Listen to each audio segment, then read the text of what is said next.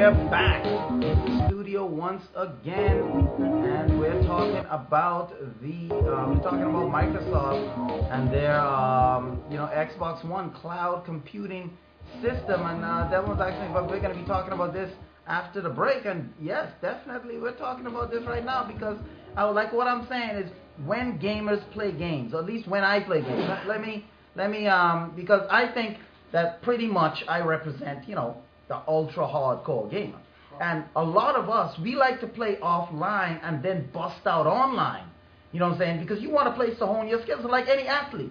No athlete wants to just go and play without being able to practice.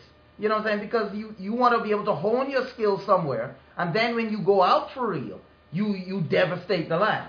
You see, so being able to play offline is key. But these games that Microsoft are coming up with, they are geared towards playing online, which is not a problem in and of itself.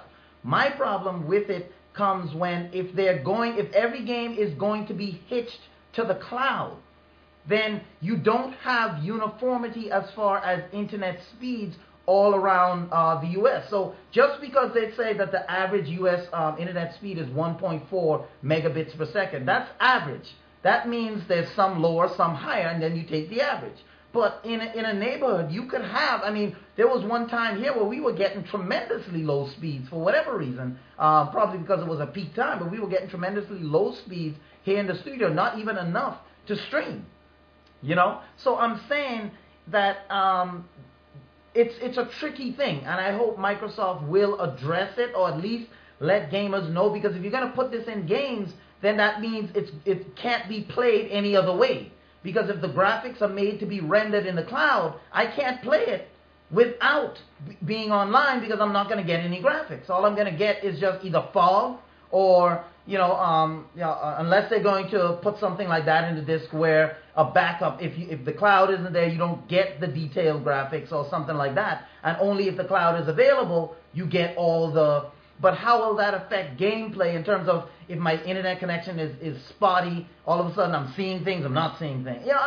It can be done. I'm just making sure that Microsoft takes the time before they just unleash this thing and it becomes a mess, because game companies have done that before. Anyone that's familiar with gaming, game companies have promised a lot of things, and then when it comes out, it's either no good, it doesn't, you can't use it well, or they don't come up with it at all. So, all of this stuff just doesn't make any sense. So we're going to see how Microsoft really deals with this, and how Microsoft, really shows us that they not only can talk the talk, but they can walk the walk. And they have a few months before the Xbox One comes out anyway. So they got some time.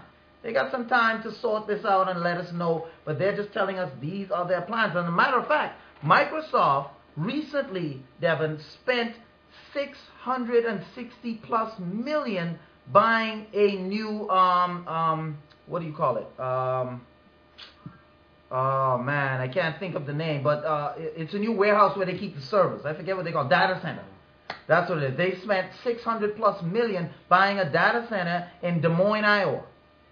Because they want to beef up their cloud gaming section. So they're going to have those servers dedicated to just Xbox One. I like that aspect of it. It's not going to be shared with Microsoft SkyDrive or anything like that. This is going to just be for Xbox One and the people using Xbox One. They bought a whole, $700 million on a whole data center that's filled with servers. And those servers are just going to be... We understand because we just got our server. We got our server. Yep, that we are. Matter of fact, we're getting ready to hook it up and test it and see what's going on. So we understand the desire to get a server dedicated to just gaming.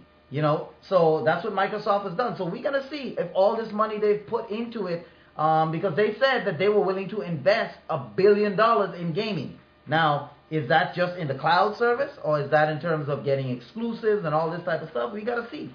But for right now, Microsoft is seemingly on the right track to make things work. So we just got to wait and see how they use this material. Now, speaking of companies, that's on the cutting edge, Leap Motion. You haven't heard me talk about them for a while. You're like, Leap Motion? What's happening with them? Well, According to a report coming in by CNET, Leap Motion has announced that they are in their final beta testing stage. Leap Motion aims to get a running start, in this 3D gesture control technology on July 22nd.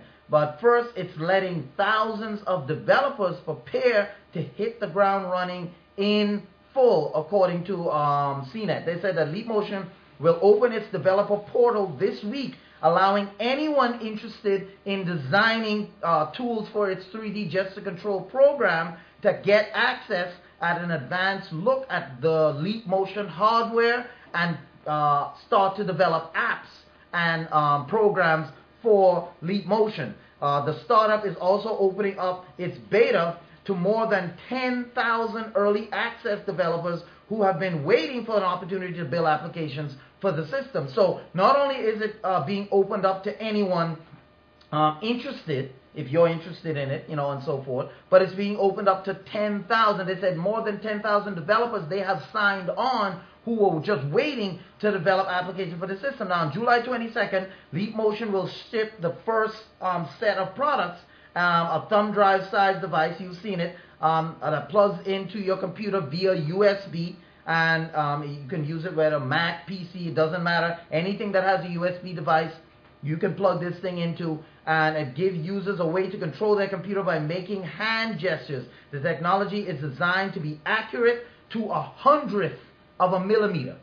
1/100 of a millimeter. Developers, they're saying that's how accurate it is. So just a little, like just little moves like this of your finger will be registered. You don't have to be, you don't have to do that to get any kind of subtle movements. Just little movements like this of your finger, it can pick up. Developers who are a part of the beta or those who have access to developer portal will see that the company is offering two APIs that it had not previously disclosed publicly. One that tracks users' palms, even when they turn their hand over, and another designed to track users when they grip their hands. Developers who were already working with Leap Motion had previously been alerted to the two APIs that were coming out. So you have one that tracks you when you grip your hand, whatever you can use that for, and one that tracks you when you tracks your palm. Even if it's like this, it'll still track your palm to where your hand there, if you're doing,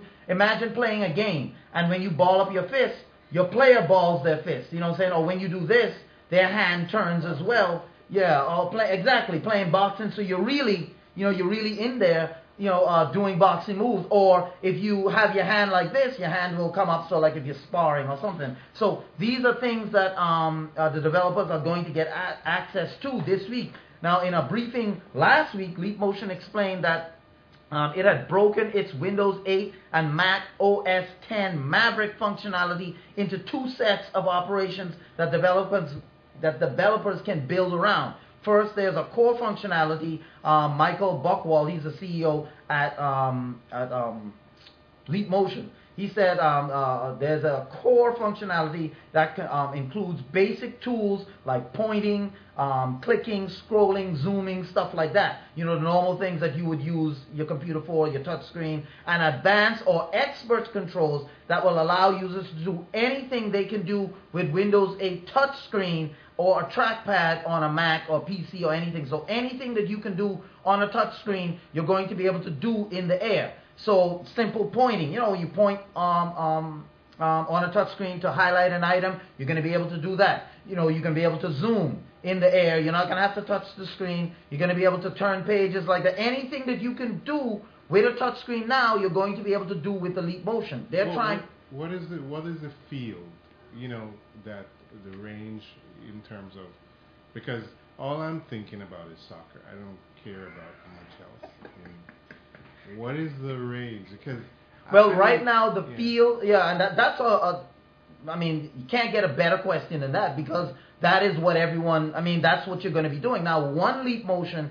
I can't give you the dimensions of the field, but the field for one Leap Motion is basically the size of, I would say, this 17-inch computer. Like you have it in front, right in this range, right in a natural sitting area would be one. But you can daisy chain. But you can daisy chain 4, 5, 6 of them to get a bigger field. You know what I'm saying? The more of them there are, then the bigger the field. And they made it for that reason, for that exact reason that you're talking. If you want to be more interactive or you want to have more interactivity using Leap Motion, you can daisy chain as many of them as you want.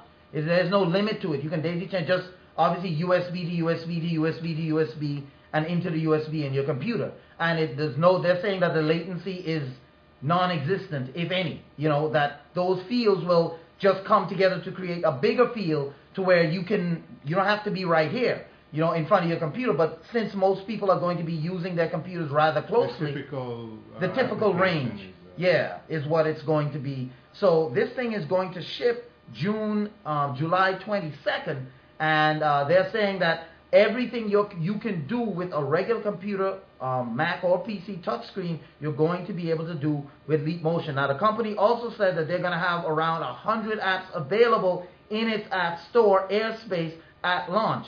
The number, however, is divided about evenly among tools that have been built for Windows, Mac operating systems. So when they say 100, it's not talking 100 apps for Windows, 100 apps for Mac. It's split between the two. Some of them are going to be Mac applications, some of them are going to be Windows. So combined, there's going to be 100 apps. Okay, we're up against a break right now, but we'll continue talking about Leap Motion, right when we come back. So just stay tuned right here. I mean, this is what we're talking about here on Tech Pulse. So just stay tuned, and when you come back, more. Remember, we still have that demonstration of that waterproof sealant for all your electronic gadgets. The demonstration will be right here on Tech Pulse. So just stay tuned.